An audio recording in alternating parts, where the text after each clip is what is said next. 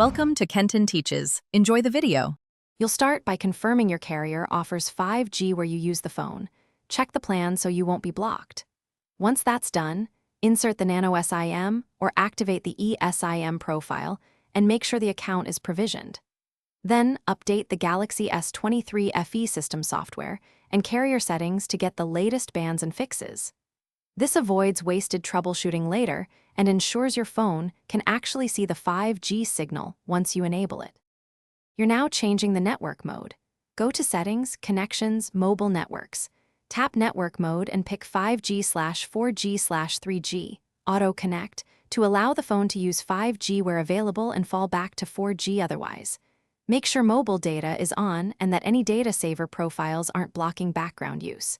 If you travel across borders, enable data roaming selectively, otherwise keep it off. Once set, the phone will negotiate NR 5G.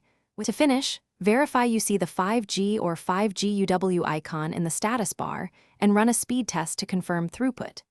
If you don't see 5G, toggle airplane mode off and on, reboot the phone, then reset network settings as a stronger step. Make sure the phone's band support matches carrier bands. If problems persist, contact your carrier to confirm your SIM/account is provisioned for 5G and that there's no outage in your area. That single carrier check often resolves hidden issues. Thanks for watching. Please subscribe if this video was helpful.